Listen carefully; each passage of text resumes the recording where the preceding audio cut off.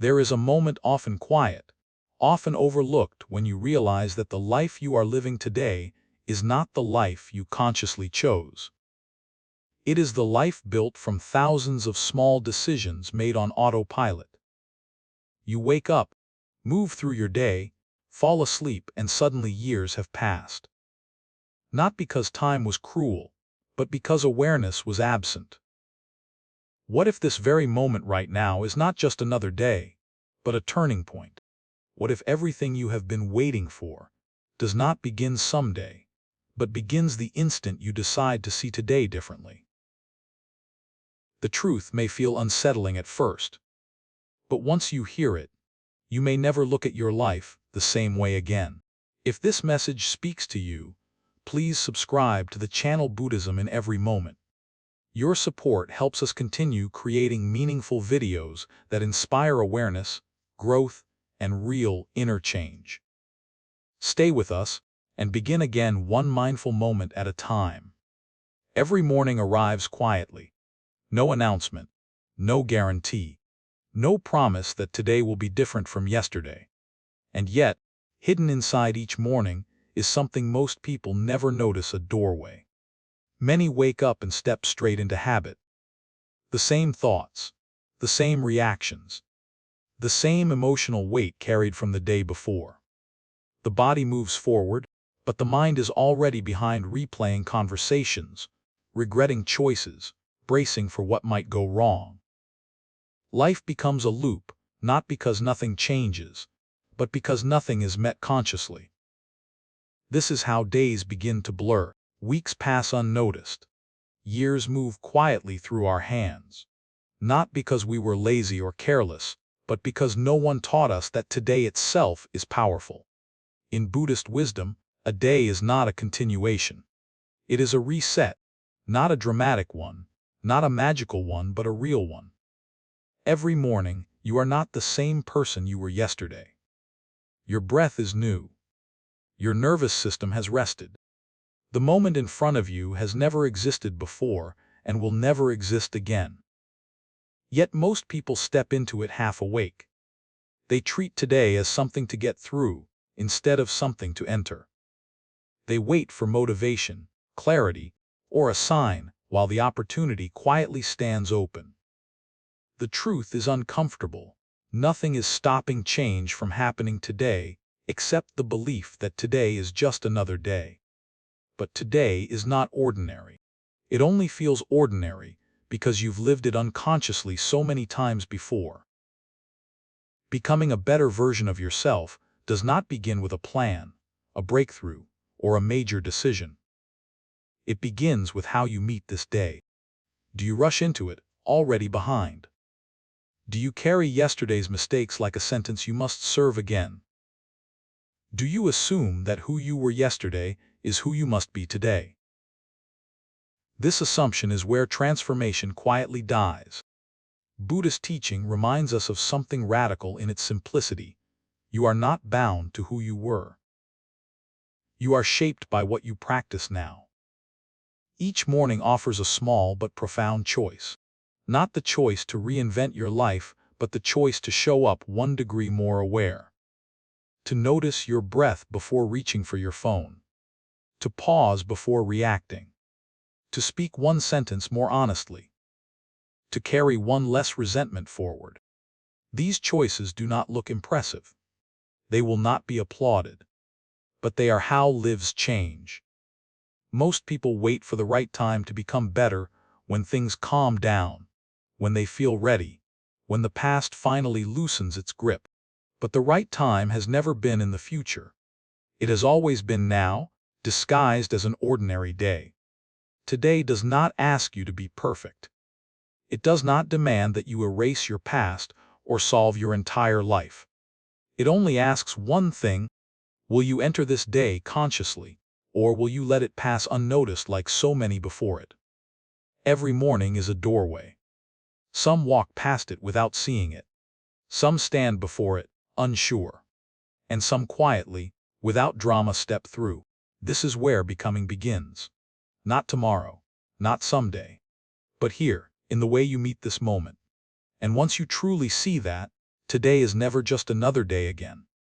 Most people believe change requires time. More days, more weeks, more chances in the future. But this belief quietly steals the only place where change has ever been possible. Not tomorrow, not someday, but now. The present moment is often underestimated because it feels small, ordinary, almost invisible. Yet it is the only point in your life where choice exists. The past cannot be altered, no matter how often the mind revisits it. The future cannot be controlled, no matter how carefully it is planned. But this moment, this breath, this pause, this awareness is alive with possibility. Buddhist wisdom does not point forward or backward. It points here. Here is where habits are interrupted. Here is where reactions can soften. Here is where suffering can either continue or loosen its grip. Most people live slightly ahead of themselves, leaning into the future with worry or dragging the past behind them like a weight. They wake up already anxious. They move through the day already tired. Not because the present is unbearable, but because they are rarely in it. The mind tells stories. It replays what should have been said. It imagines what might go wrong. It compares what is happening now to what once was, or what could be. And quietly, life passes without being lived. The present moment does not shout to be noticed. It does not compete with fear or memory. It waits patiently, always available, always overlooked. Yet the moment you return to it, something shifts. Your shoulders soften. Your breath deepens. Your thoughts slow just enough to create space. This is not coincidence. It is biology meeting awareness. When attention returns to the present, the nervous system begins to settle. The body recognizes safety. The urgency dissolves not because problems vanish, but because you are no longer multiplying them with imagined outcomes. The present moment has a unique quality. The past and future do not. It is manageable. You may not know how your life will unfold. You may still carry uncertainty, but right now you are breathing. Right now you are here. Right now you are alive. This is enough to begin. Change does not require dramatic insight. It requires presence. Presence when irritation arises instead of automatic reaction. Presence when sadness appears instead of avoidance. Presence when joy arrives instead of rushing past it. Each moment of awareness gently reshapes the mind. Not forcefully, not immediately, but faithfully. Many people wait until they feel ready to change. But readiness is not a feeling, it is a decision to show up fully to what is already happening. The present moment teaches humility. You realize how often you leave it. And compassion. You realize how human that habit is. Returning again and again is not failure. It is the practice. Every time you notice you are lost in thought and come back, you strengthen awareness. Every time you pause before reacting, you create freedom. Every time you choose to be here instead of elsewhere, you reclaim your life. You do not need to escape your circumstances to change. You need to meet them clearly. This is why Buddhist teaching emphasizes mindfulness not as an escape from life, but as a deeper entry into it. You are not becoming someone new in the present moment. You are simply removing what has been obscuring who you already are. The future will arrive whether you worry or not. The past will remain what it is whether you revisit it or not. But the present is shaped by your attention, and attention is a choice. When you begin to live from this understanding, something profound happens. Life feels less rushed, even when it is busy. Emotions feel less overwhelming, even when they are strong. Decisions become clearer, not because you have all the answers, but because you are finally listening. You stop asking, "When will my life change?" and begin asking, "How am I meeting this moment?" That question changes everything. Because the present moment is not a bridge to somewhere else. It is not a waiting room. It is not an obstacle on the way to a better life. It is the place where your life is happening. And when you truly arrive here, even briefly, you discover a quiet truth that stays with you. You don't need a new life. You need a new relationship with this moment. Many people live as if who they are has already been decided. They speak about themselves in fixed terms. This is just how I am. This is how I've always been. This is what I'm stuck with. Over time, these sentences harden into invisible walls. Not because they are true, but because they are repeated. Yet Buddhist wisdom offers a gentle but liberating truth. Identity is not fixed. You are not a finished product. You are a process unfolding moment by moment. Who you are today is not the result of a single choice or defining event. It is the result of what you have been practicing, often unconsciously, over time. The thoughts you return to, the emotions you rehearse, the habits you repeat when no one is watching. This realization can feel unsettling at first. If identity is not fixed, then the past cannot be used as a permanent explanation. But it is also deeply freeing, because if who you are is shaped by practice, then change does not require becoming someone else. It only requires practicing something new.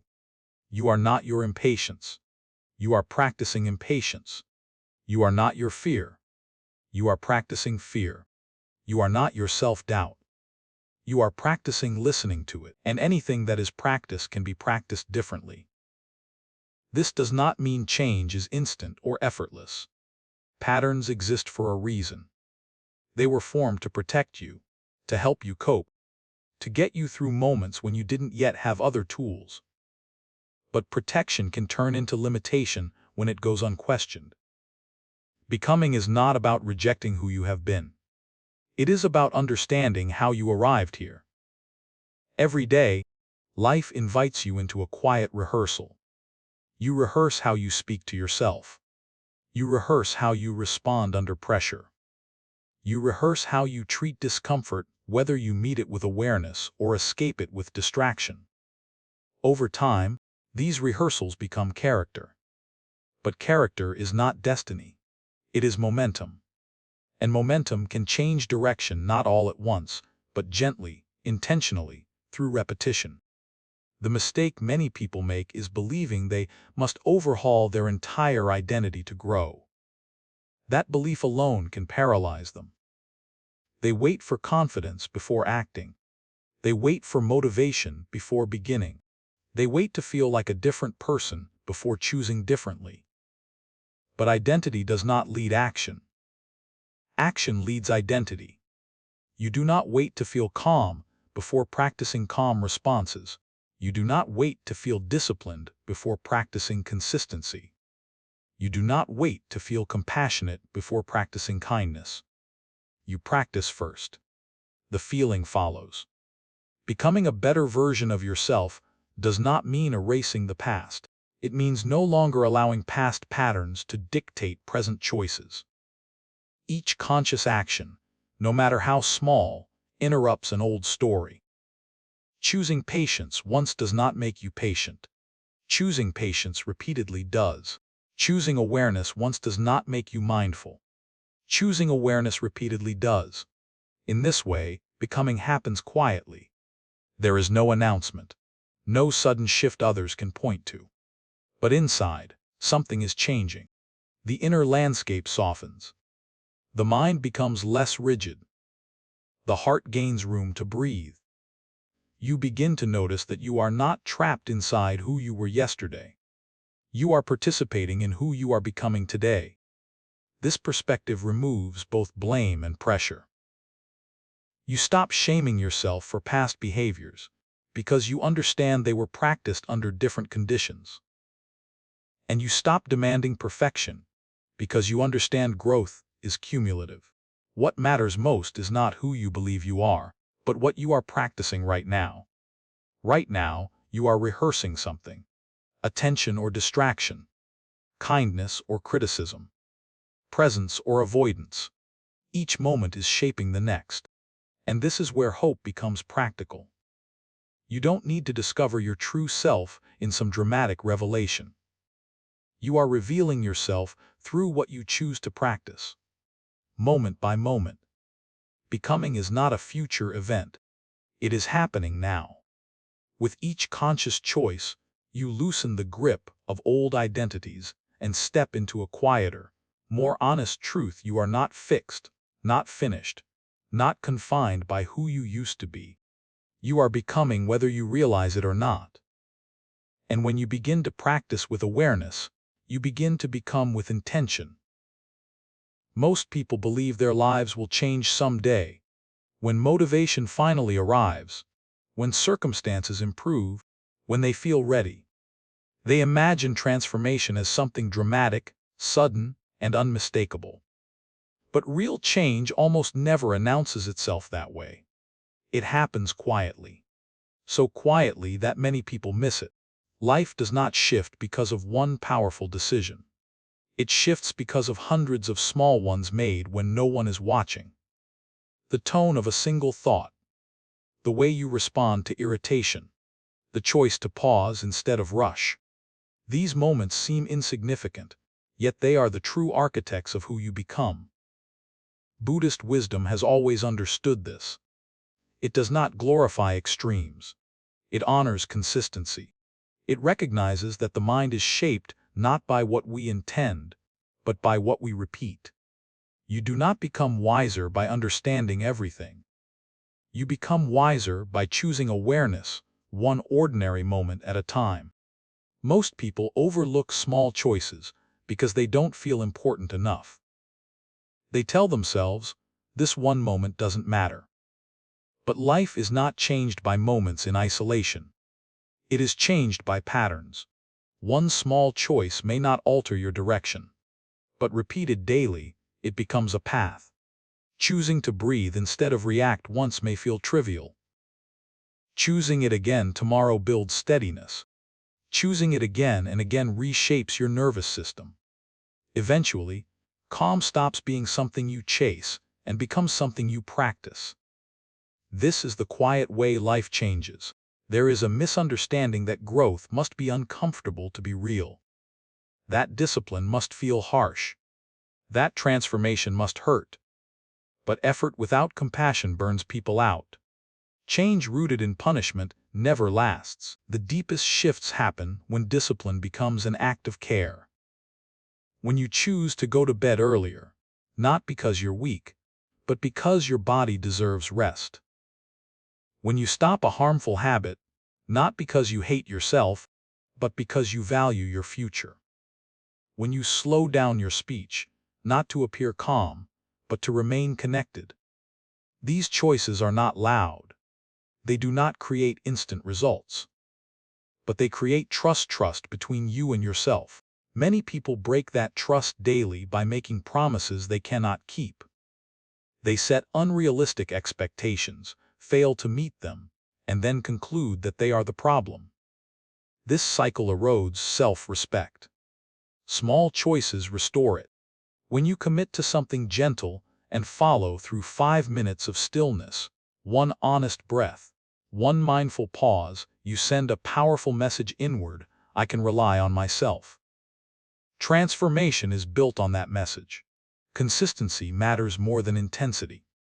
A small action repeated faithfully will always outgrow a dramatic effort fueled by emotion. Motivation fades. Habits remain. This is why Buddhist practice emphasizes simplicity.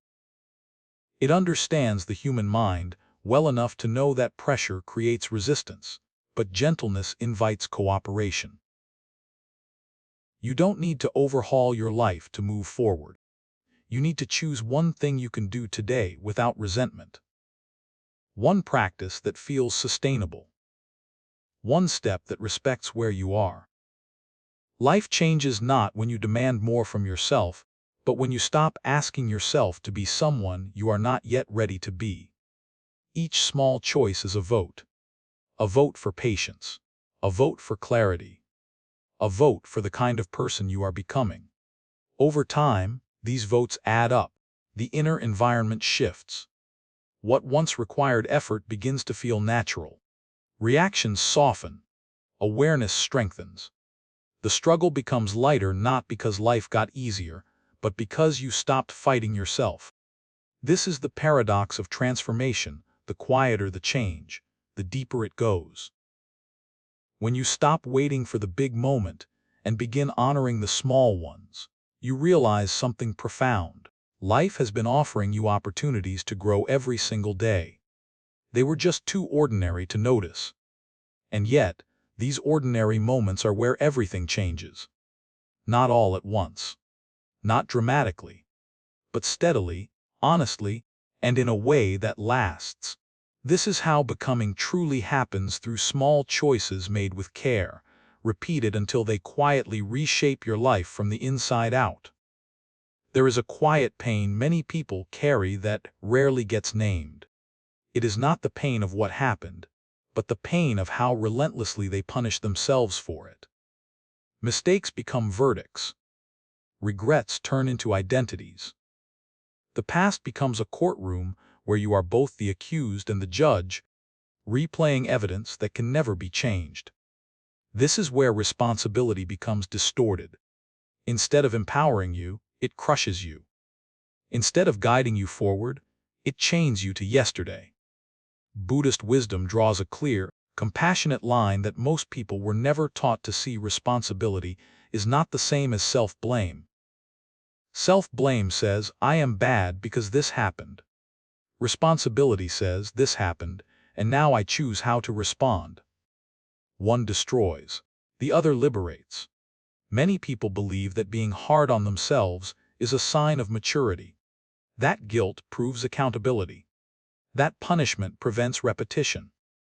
But in reality, self-blame keeps you stuck in the very patterns you want to escape.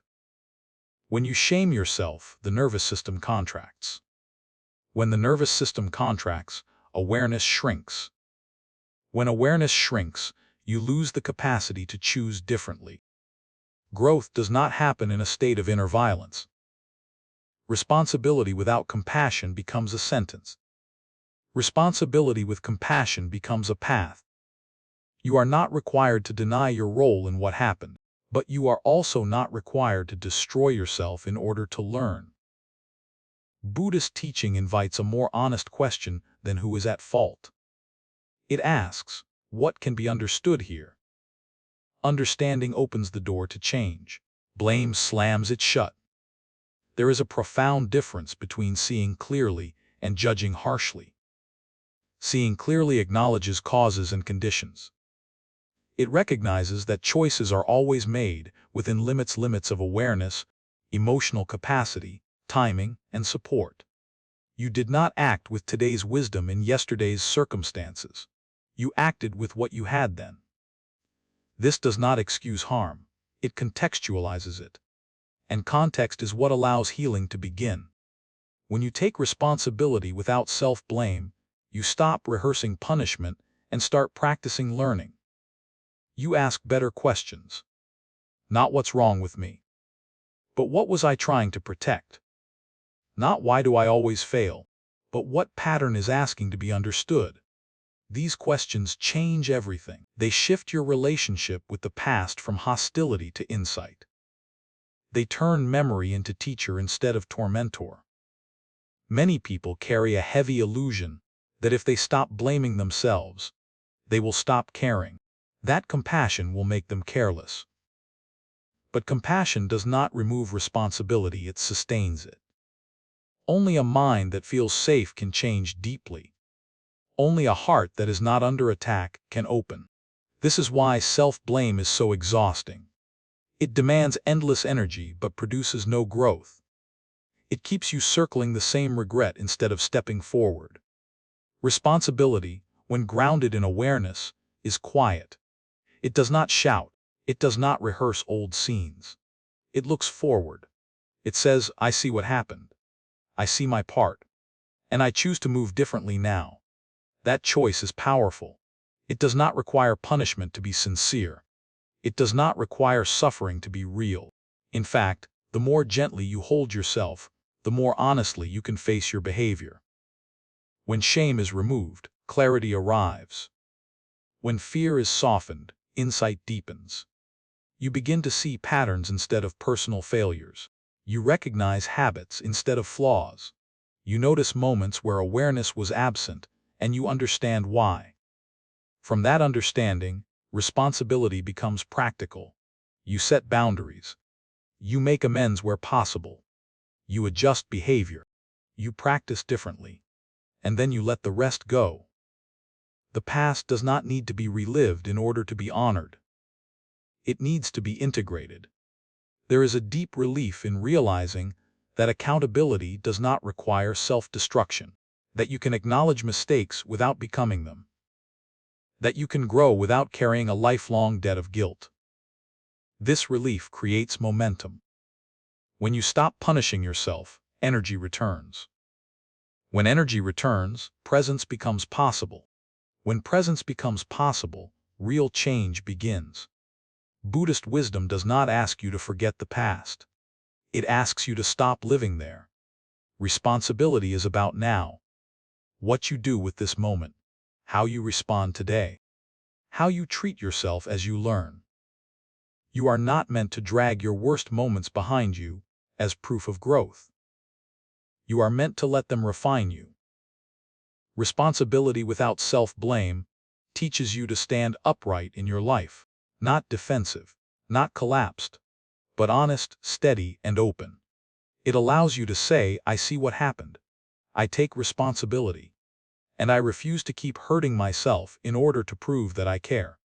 This is maturity. This is wisdom. This is the end of inner punishment.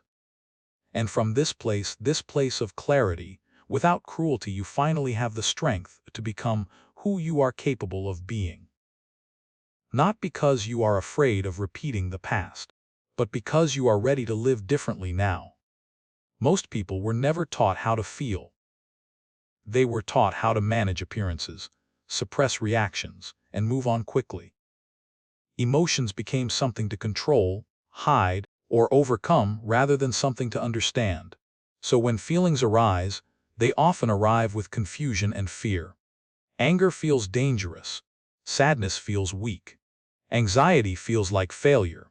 And without realizing it, many people spend their lives running from their own inner experience. Buddhist wisdom offers a different path, one that does not ask you to dominate your emotions, but to meet them with awareness. Emotional awareness is not about becoming numb or endlessly calm. It is about learning how to feel fully without being carried away. This distinction changes everything. You do not suffer because emotions exist. You suffer because you believe emotions define you. I am angry. I am anxious.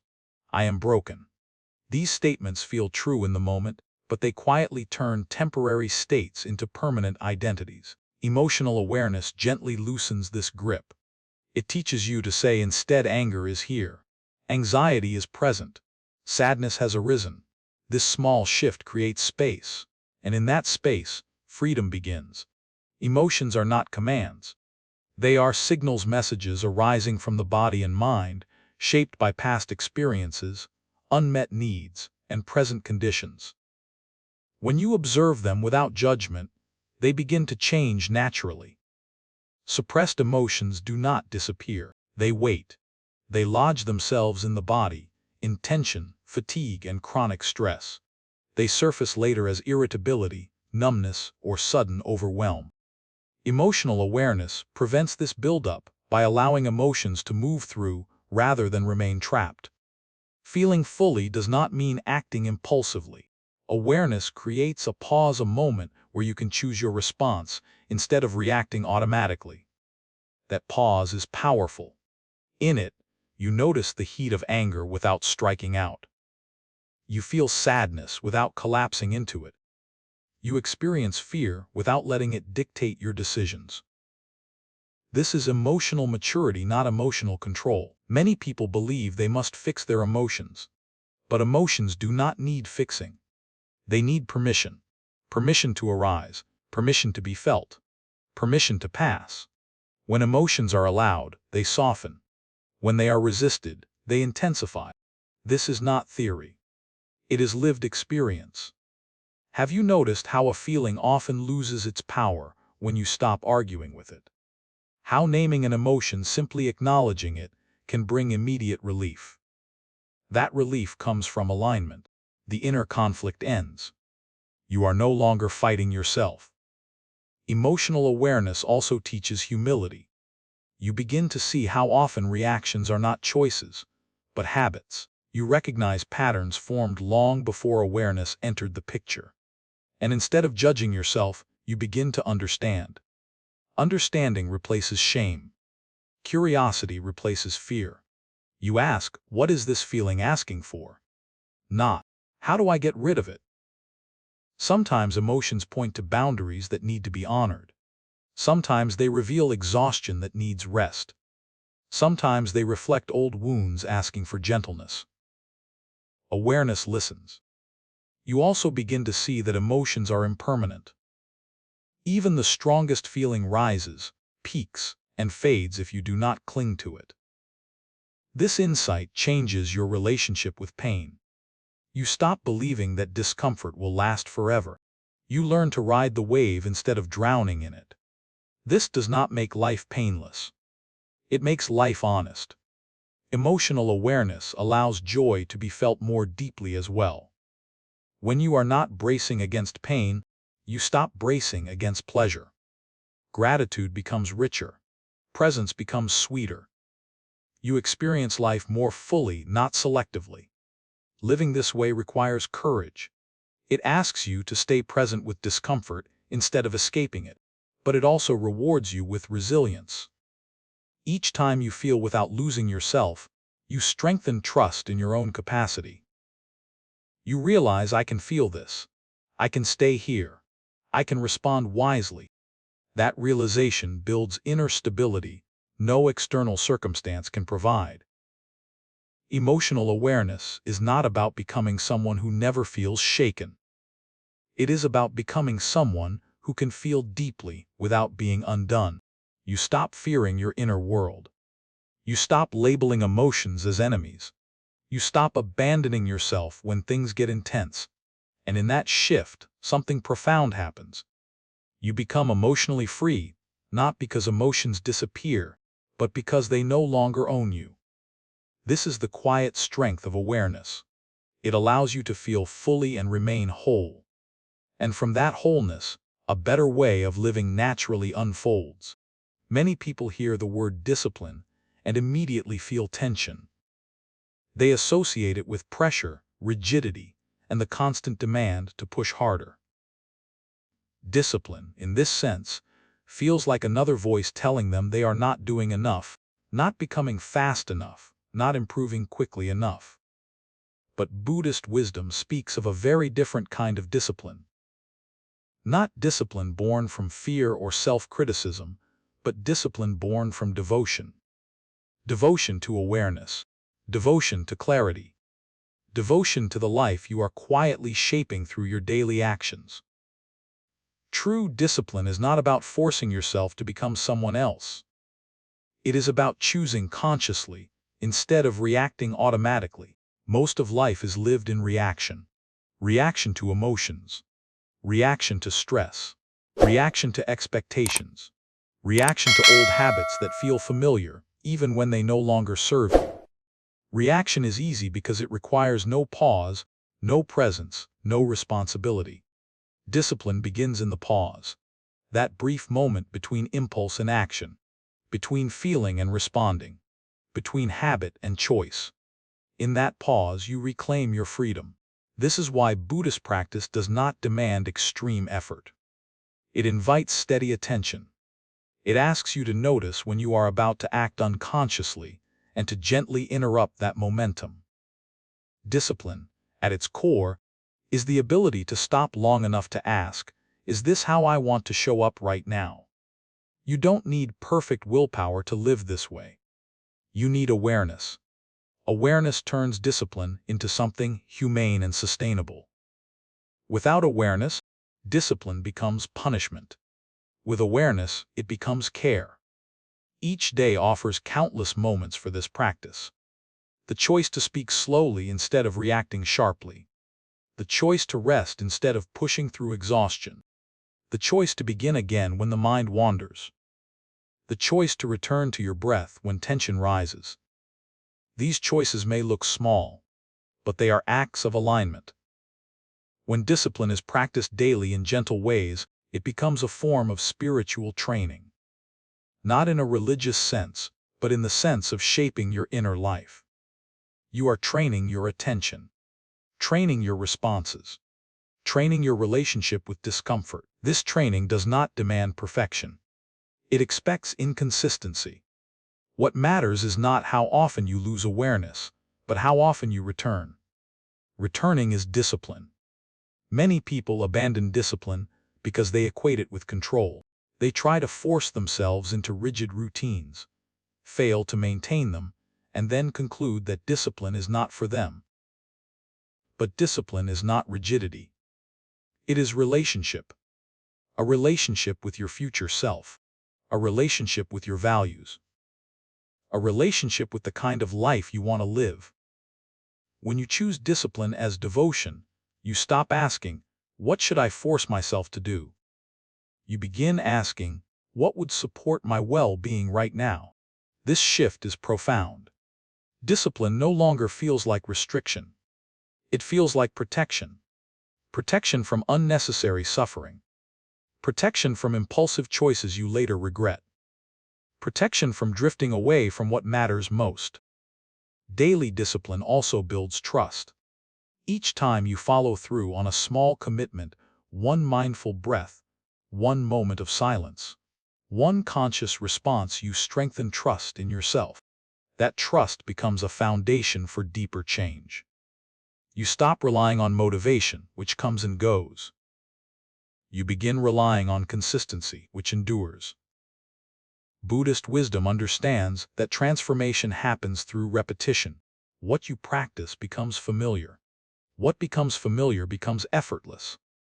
Over time, awareness itself becomes your default. You do not have to remember to be mindful. You naturally return. This is how discipline evolves into freedom. You are no longer fighting yourself to stay present.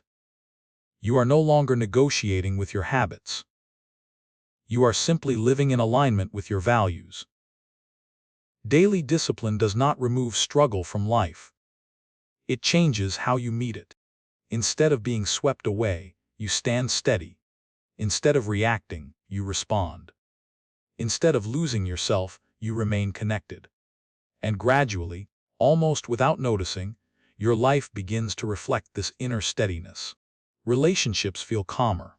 Decisions feel clearer. Even difficult moments carry less chaos. This is not because life has become easier. It is because you have become more grounded. Discipline, when practiced as a spiritual act, is not about becoming perfect. It is about becoming present. It is the quiet commitment to show up again and again, even when it is uncomfortable, even when you forget, even when progress feels slow. You do not practice discipline to control life. You practice discipline to meet life fully. And in that meeting, something beautiful happens. You stop living on autopilot. You stop repeating the same unconscious patterns. You begin living with intention. This is the true gift of daily discipline. Not a stricter life, but a deeper one. A life where each small, conscious act becomes a prayer for who you are becoming. Relationships are where our inner work is tested, not in silence, not in solitude, but in moments of misunderstanding, impatience, closeness, and emotional friction. You can meditate for years, study wisdom, and understand yourself deeply, but the moment another person challenges you, everything you've practiced is revealed. How you listen, how you react, how quickly you defend, how willing you are to stay present when emotions rise. Buddhist wisdom does not view relationships as obstacles to growth. It sees them as training grounds. Every interaction invites awareness. Every conversation offers a mirror. Every moment of tension reveals something waiting to be understood. Most conflict does not arise because people are intentionally harmful. It arises because awareness disappears. Old patterns take over. Words are spoken from habit rather than presence. And suddenly, two people are no longer meeting each other, they are defending identities. How you show up in relationships shapes who you become, because it reinforces your inner habits. If you consistently react with anger, anger strengthens. If you retreat when uncomfortable, avoidance deepens. If you listen with patience, patience grows. Relationships are not shaping you accidentally. They are shaping you repeatedly. Many people believe growth happens privately, but real growth is relational. It happens when your boundaries are tested, when your expectations are disappointed, when your need to be right competes with your desire to stay connected. In these moments, you have a choice. You can react, or you can respond. Reaction is fast and familiar. Response is slower and conscious. Response begins with listening not just to the other person, but to what is happening inside you. The tightening in your chest, the urge to interrupt, the story your mind is telling. When you notice these signals without acting on them, you create space. That space is where wisdom enters. Listening deeply does not mean agreeing. It means being present without preparing your defense. It means allowing another person to exist as they are, without immediately trying to correct or fix them. This kind of listening is rare and transformative. It softens resistance. It builds trust. It changes the tone of connection. Relationships also teach boundaries. Awareness reveals when connection turns into self-abandonment, when kindness becomes exhaustion, when loyalty begins to cost you your peace. Buddhist wisdom honors compassion, but never at the expense of clarity. You are allowed to protect your energy. You are allowed to say no. You are allowed to step back without hostility. How you set boundaries matters. Boundaries formed from anger create distance. Boundaries formed from awareness create respect. When you are clear without blame, firm without aggression, relationships recalibrate. Some deepen, some fall away. Both outcomes are teachers. Relationships mirror not only your strengths but your wounds. Triggers often point to unresolved pain, not to be analyzed endlessly, but to be met with care. When you see triggers as invitations rather than threats, relationships become opportunities for healing. This does not mean you tolerate harm. Awareness includes discernment. Some dynamics cannot grow because they are rooted in control, disrespect, or manipulation. Wisdom recognizes when presence is no longer enough. Letting go can be an act of love for yourself. How you show up in relationships also shapes your sense of self. Each conscious response reinforces dignity. Each moment of patience strengthens self-respect. Each honest boundary affirms your values. Over time, relationships become less chaotic, not because others change, but because you do. Your calm interrupts cycles. Your clarity reduces confusion. Your presence invites depth. This is not about becoming emotionally distant. It is about becoming emotionally grounded. When you are grounded, you don't need to win every conversation. You don't need constant validation. You don't need to control outcomes. You show up with steadiness instead of fear. Relationships begin to feel lighter. Not because they are effortless, but because they are no longer battlegrounds. Buddhist wisdom reminds us that love is not attachment, and connection is not possession. True connection allows space. It allows difference. It allows growth. And as you practice awareness within relationships, something profound happens. You stop seeing others as obstacles to your peace. You start seeing them as reflections of your inner state. You learn through them. You grow because of them. You become more yourself with them. This is how relationships shape who you become. Not by perfect harmony, but by conscious engagement. By meeting others without losing yourself. By staying present without abandoning your truth. In this way, every relationship becomes part of your path, not by chance, but by practice. There is a kind of wisdom that cannot be reached through effort, analysis, or constant self-improvement. It only appears when everything finally becomes quiet. Most people live surrounded by noise, not just sound, but mental noise. Endless thinking, endless planning, endless reacting. Even moments of rest are filled with stimulation. Screens glow. Thoughts race. Silence feels unfamiliar, almost uncomfortable, so it is avoided. Yet Buddhist wisdom teaches that stillness is not an absence of life. It is a return to alignment. When the noise settles, something essential becomes audible. Not a voice, not an answer, but a sense of inner truth that has always been present, patiently waiting beneath distraction. Silence does not demand attention. It does not compete. It does not rush. It waits until you are ready to listen. Stillness is often misunderstood as withdrawal from life. But true stillness is not retreat, is recalibration. It is the moment you stop adjusting yourself to the world and allow the world to settle around you. In stillness, you begin to notice how much tension you carry unnecessarily. The tight jaw, the shallow breath, the constant readiness to respond. These are not required for living. They are habits formed in a world that rarely pauses. When you enter silence, even briefly, the body begins to release what it has been holding. The nervous system softens. The mind loosens its grip. You realize how heavy the noise had become. And in that softening, clarity arises. Clarity does not arrive as a sudden revelation. It comes quietly, often without words. You begin to sense what feels aligned and what does not, what drains you and what nourishes you, what belongs in your life and what you have been carrying out of habit. Stillness reveals truth not by adding insight, but by removing interference. This is why silence can feel uncomfortable at first. Without distraction, unresolved feelings surface. Restlessness appears. The mind searches for escape. But if you stay without forcing calm, without judging discomfort, something shifts. The turbulence passes. The surface settles. Depth becomes visible. Stillness teaches you to be with yourself without performance, without explanation, without needing to prove anything. It reminds you that your worth is not tied to activity or productivity. You are allowed to exist without effort. Silence also restores perspective.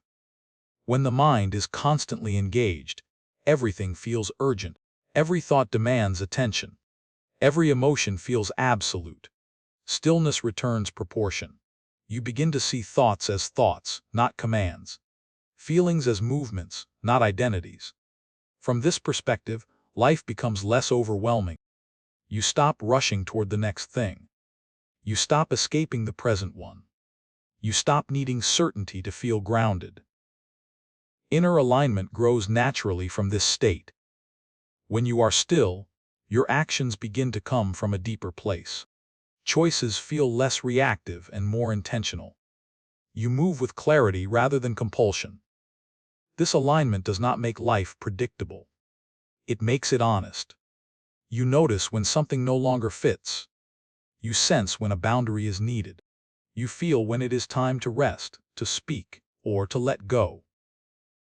Silence sharpens intuition not as something mystical, but as something deeply human.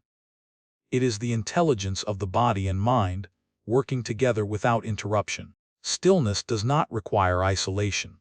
It can be found in ordinary moments, in a breath before speaking, in a pause between tasks, in the quiet awareness of walking, sitting, or simply being. These moments recalibrate you. They bring you back into alignment with yourself. Over time, you begin to carry stillness with you, even in movement, even in conversation, even in difficulty. The noise no longer owns you. You learn that silence is not empty. It is spacious, and in that space, you remember who you are beneath the roles, the expectations, the striving. You remember that you do not need to fill every moment to be meaningful. You do not need to rush to be enough. You do not need to escape yourself to feel alive. Stillness becomes a refuge, not a place you hide, but a place you return to. again and again. Whenever life pulls you off center, this is inner alignment, not perfection, not control, but a steady relationship with yourself that does not disappear when the world becomes loud.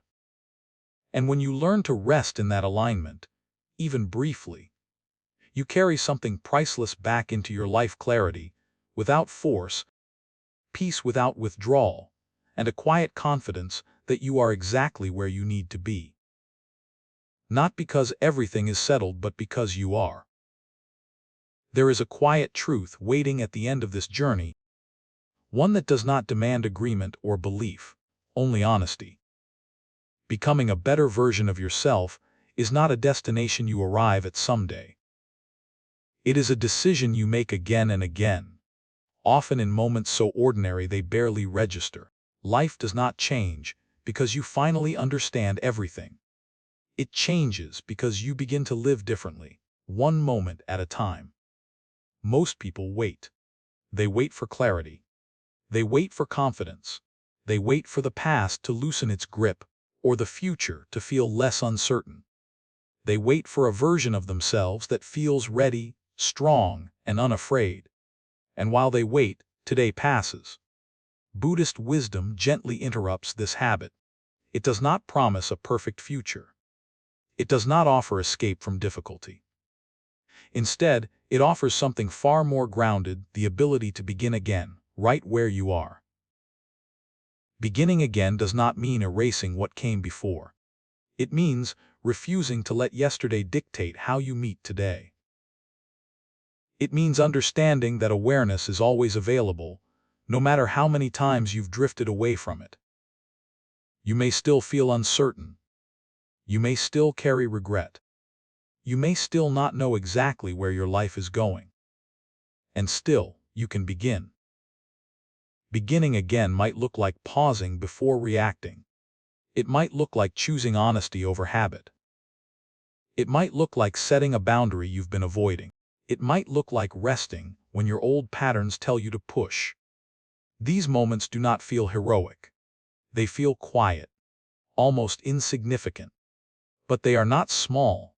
They are the moments in which your life is shaped. Becoming is not loud. It does not announce itself. It happens in the way you breathe through discomfort instead of escaping it.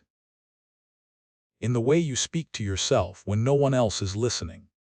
In the way you return to presence after forgetting. You are not asked to be perfect. You are not asked to change everything at once. You are asked to be honest about this moment and to meet it with care. This is what makes the path sustainable. You stop chasing a future version of yourself and start respecting the person you are becoming right now. You understand that growth is not linear, and setbacks are not failures. They are part of the practice. Every day is a new chance, not because yesterday was wrong, but because life is alive. It is always moving, always offering another moment to respond with awareness instead of habit. When you begin to live this way, pressure softens. Comparison fades.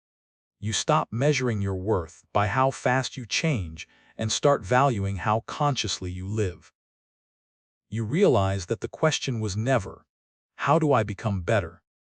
The question was, "How do I show up today?" And that question has an answer you can live, not just think about. Begin again today. Not dramatically, not perfectly. Begin again with one honest breath, one conscious pause, one small choice aligned with who you want to become. That is enough. Because becoming is not something you complete. It is something you practice. And every time you choose awareness over autopilot, kindness over self-judgment, presence over escape, you are already living the answer. This is the quiet ending and the true beginning. Not someday. Not tomorrow. Today. What this entire journey has been pointing toward is not a dramatic reinvention of your life, but a gentle return to something you may have forgotten: your ability to choose how you meet each moment.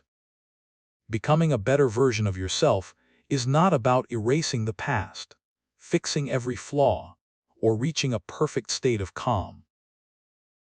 It is about learning to live with awareness instead of habit, presence instead of autopilot. Throughout this story, one truth quietly repeats itself: life changes not through force, but through consciousness. When you meet the present moment fully, you interrupt old patterns. When you understand that identity is shaped by daily practice, you stop feeling trapped by who you used to be. When you honor small choices, you stop waiting for motivation and start building consistency. When you take responsibility without self-blame, you free yourself from inner punishment. When you allow emotions without being controlled by them, you reclaim emotional freedom. When discipline becomes devotion rather than pressure, your actions align naturally with your values. When relationships are approached with awareness, they become mirrors for growth instead of sources of conflict. And when you allow silence and stillness, clarity emerges without effort. The journey does not promise an easy life. It offers something more realistic and more powerful, a way to live honestly, steadily, and with compassion for yourself as you grow. You are reminded that you do not need to wait for the right time, the right mood, or the right version of yourself. The invitation is always here. Every day is a new chance, not because yesterday failed, but because life is alive and responsive to how you show up. The deeper lesson and how to apply it. The deepest lesson from this journey is simple, yet profound. Real change happens in the smallest moments. When you choose awareness over reaction. You do not need to overhaul your life to begin. You need to pause, to notice, to choose one response that reflects who you want to become. In daily life, this might look like taking one conscious breath before responding in a tense conversation. It might mean speaking to yourself with kindness when you make a mistake. It might mean honoring your need for rest instead of pushing through exhaustion. It might mean setting a boundary or letting go of an old story that no longer serves you. These are not dramatic acts, but practiced consistently, they reshape your inner world. Begin with what is manageable. Choose presence once today. Choose awareness once more tomorrow. Over time, these moments accumulate into a life lived with intention. Your turn. How did this message resonate with you? Which part of this journey felt most true to your current life? What is one small way you are willing to begin again today? Share your thoughts in the comments so others can learn from your perspective and experience. And if this video brought you clarity, comfort, or insight, please subscribe to the channel Buddhism in Every Moment. Your support helps us continue creating meaningful content that inspires awareness, growth, and real inner change. Stay with us and keep walking this path one mindful moment at a time.